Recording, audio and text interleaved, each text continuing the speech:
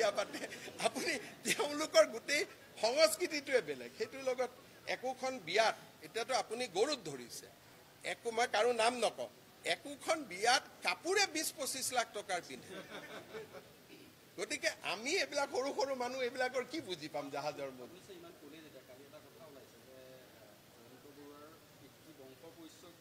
এইটো কথা জয়ন্তই কেনেকৈ কৈছে নাজানো এই কথাটো মই আপোনালোকক বহুত দিন আগতে কৈছোঁ কিন্তু জয়ন্ত মল্ল বৰুৱাৰ শব্দৰ ব্যৱহাৰবিলাক ঠিক হোৱা নাই কিন্তু মই এইটো কথা আপোনালোকক বেলেগ কৰি কৈছিলোঁ মই কৈছিলোঁ যে হেমকোখন আমাৰ জাতীয় সম্পদ আৰু হেমকোক যোনে তোনে প্ৰচাৰ কৰিব পাৰে হেমকোক ইজ নট আণ্ডাৰ কপিৰাইট আৰু সেইকাৰণে প্ৰকাশন পৰিষদে এতিয়া হেমকোক বনাই আছে কিন্তু সেইটো ক'ব যাওঁতে কাৰ ল'ৰা কোন ছোৱালী ইমান কোৱা দৰকাৰ নাই কাৰণ মানুহক ক'লে মানুহে বুজিয়ে পায় সেইকাৰণে মই ভাবোঁ জয়ন্ত মল্ল বৰুৱাই যিকেইটা শব্দ ব্যৱহাৰ কৰিছে শব্দকেইটা ঠিক নহয় কাৰ ল'ৰা নাই কাৰ খুৰাক কাৰ ভতিজাক এইবিলাক কোৱা কি দৰকাৰ আছে এটা শব্দই ক'লে হ'ল যে হেমকোক অভিধানখন এতিয়া জাতীয় সম্পদ আৰু হেমকোক অভিধানখন যেনেকৈ জয়ন্ত বৰুৱা ডাঙৰীয়াই প্ৰচাৰ কৰিছে সঞ্জীৱ নাৰায়ণেও প্ৰচাৰ কৰিব পাৰে হিমন্ত বিশ্ব শৰ্মায়ো প্ৰচাৰ কৰিব পাৰে কাৰণ তাত কপিৰাইট নাই যেনেকৈ কীৰ্তন ঘোষাৰ কপিৰাইট নাই যেনেকৈ নামঘোষাৰ কপিৰাইট নাই তেনেকৈ এটা সময় পাৰ হৈ যোৱাৰ পিছত কিতাপবিলাকৰ কপিৰাইট নোহোৱা হৈ যায় সেইটো আইনৰ ব্যৱস্থা সেইকাৰণে এইবাৰ আমি হেমকোষ অভিধান চন্দ্ৰকান্ত অভিধান দুইখন অভিধানে আমি প্ৰকাশন পৰিষদে প্ৰচাৰ কৰাৰ সিদ্ধান্ত লৈছোঁ কাৰণ তেখেতে বিনা পইচাত নিদিয়ে আমাৰ চিন্তাটো হ'ল আমি বিনা পইচাত দিম যে হেমকোষ অভিধানখন আমি বনাই অসমৰ গোটেই কলেজ স্কুলবিলাকক এটা কপি আমি বিনামূলীয়া দিম কিন্তু ব্যক্তিগত মানুহ এজনেতো বিনামূলীয়াত দিব নোৱাৰে দিব কেনেকৈ কিন্তু তাৰ মাজতে ক'ব লাগিব যে বেইল সংস্কৰণ বনাইছে ভাল কাম কৰিছে আৰু মই নিজে প্ৰধানমন্ত্ৰী তাত লৈ গৈছোঁ গতিকে কোনোবাই এজন মানুহক একদম কলা বুলি ক'ব নোৱাৰি এজন মানুহক বগা বুলি ক'ব নোৱাৰি মানুহ মিঠা কি কয় মিঠা কালাৰৰ মানুহ গতিকে ভাল বেয়া চবৰ জীৱনত থাকিব আৰু মইতো জানো সৰু মানুহ কোৱা নাই কৈছে সাধাৰণ ঘৰৰ মানুহ মোৰ মতেদি তেনেকুৱা ক'ব লাগে আৰু যদি কোনোবাই কাৰোবাক সৰু মানুহ বুলি কৈছে এইটো বহুত ডাঙৰ ভুল কৈছে কাৰণ কোনো মানুহে সৰু হ'ব নোৱাৰে মইতো ইমান দিন আপোনালোকে মোক ইমানো বেয়া বেয়া প্ৰশ্ন সোধে কেতিয়াবা মই কিবা বেয়া কথা কৈছোঁ নেকি ব্যক্তিগতভাৱে কিহৰ কাৰণে আপোনালোকেও কাম এটাই কৰিছে অসমীয়া ল'ৰা ইমানখিনিলৈকে আহিছে যে ক'ৰ গাঁৱৰ পৰা আহিছে ইয়াত আহি সংগ্ৰাম কৰি গুৱাহাটীত ইমানখিনি ডাঙৰ হৈছে গতিকে এইটোতো ভাল কথা কিন্তু খালি প্ৰেছ ক্লাবে মালিকৰ কথা ক'ব নালাগে মালিকবিলাকৰ ক'ত কি আছে এইটো আপোনালোকে কেনেকৈ বুজি পাব হয়নে আছাম ট্ৰিবিউনত মালিকৰ কথা ক'লে অলপ ভাল কাৰণ তেওঁৰ মালিকজন স্বচ্ছ আপুনি বুজি পায় যে তেওঁলোকে একো কৰা নাই বাকীটো এজন মালিকো তেওঁৰ আৰু 8টা ব্যৱসায় আছে গতিকে সেই 8টা ব্যৱসায় ক্ষেত্ৰততো তেওঁক আমি ব্যৱসায়ী হিচাপে কথা পাতিম নহয় এজন মানুহৰ মাথা আছে 8টা এটা মাথা হ'ল পেপাৰ আৰু বাকী 7টা মাথা হ'ল বিজনেছ গতিকে ইনকাম টেক্সে ৰেট কৰিব গ'লে বাতৰি কাকতৰ মালিক বুলি ৰেট কৰিব নাযায় নহয় বিদ্যুৎ পৰিষদৰ ঠিকাদাৰ বুলি ৰেট কৰিলে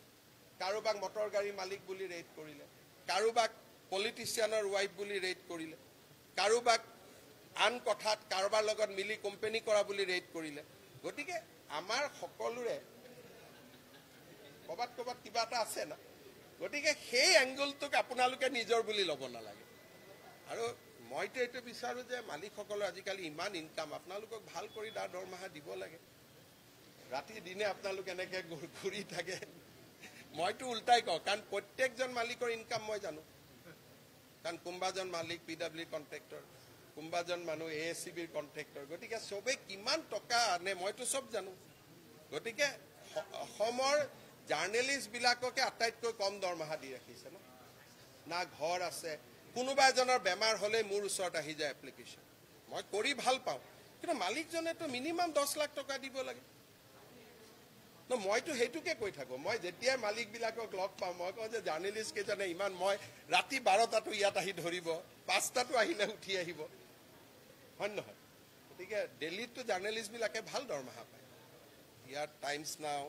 ইণ্ডিয়া টিভি ভাল দৰমহা দিয়ে অসমত দৰমহাই নিদিয়ে ওই গাঁৱৰ যিবিলাক মফচলীয় সাংবাদিক আছে তেওঁলোককতো কিবা এটা নিউজ দিলে 100 টকা দিয়ে বেচেৰাহঁতে কয় যে বাইট এটা দিয়ক ছাৰ নহ'লে 100 টকাটো আমাৰ মিছ যাব এতিয়া মই ইমান মুখ্যমন্ত্ৰীয়ে কথা নকয় মোক এজন পেপাৰ মালিকে ফোন কৰিছিল তই মুখ্যমন্ত্ৰী ইমান কিয় কথা ক নকবচোন মই ক'লো দাদা নকলে যে ইহঁতৰ টকাটো মিছ যাব যিকেইজনে থাকে সেইকাৰণে মই তামোলপুৰতো গ'লে নামি গাড়ীখনত কথা পাতি আহোঁ বাক্সাত গ'লেও কথা পাতি আহোঁ কাৰণ তেওঁলোকে পাৰ নিউজত টকা পায় মই কিবা এটা ক'লেহে টকাটো পাব গতিকে মই তেনেকুৱা আপোনালোকক ইনডাইৰেক্টলি সহায় কৰি থাকোঁ সকলোতে নামি দিওঁ ক'তো এনেকুৱা জাগা নাই য'ত না কৰিব লাগে মই ভাবোঁ যে এটা সাংবাদিকৰ কাৰণে মিনিমাম পে এটা হ'ব লাগে 8 ঘণ্টাতকৈ বেছি কাম কৰোৱাব নালাগে কিছুমানকতো ৰাতি 2টা 1টাতো মই দেখা পাওঁ ঘূৰি থাকে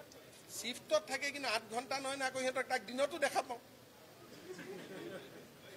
গতিকে সেইকাৰণে আপোনালোকে মালিকটো এৰি দিয়ক যদি জয়ন্ত মল্ল বৰুৱাই কিবা সাংবাদিকক বেয়াকৈ কৈছে তেওঁ ক্ষমা খোজা উচিত আৰু মই নিজে কৈ দিম যে তেওঁ ক্ষমা খুজিব লাগে কাৰণ সাংবাদিকসকল আমাৰ ৰাজনীতি যুদ্ধত সাংবাদিকসকলতো নাই যি আছে তাকে লিখি দিছে গতিকে সাংবাদিকক যদি সঁচাই মইতো শুনা নাই সাংবাদিকসকলৰ প্ৰতি যদি কিবাও বেয়া শব্দ ব্যৱহাৰ কৰিছে তেওঁ এটা ক্ষমা খোজা উচিত কিন্তু মালিকৰ যুদ্ধখন আপোনালোকে নকৰিব মালিকটোতো ময়ো কৈ থাকোঁ মালিকটো মালিকৰ ফালে থাকিব দিয়ক হ'ব আৰু জয়ন্ত মল্ল বৰুৱাই যদি সঁচাই কিবা কৈছে মই শুনা নাই ময়ো ক্ষমা খুজিছোঁ কাৰণ আপোনালোকক বেয়া কোৱাৰ কোনো অধিকাৰ তেওঁৰ নাই আৰু আপোনালোকে দায়িত্বহে পালন কৰিছে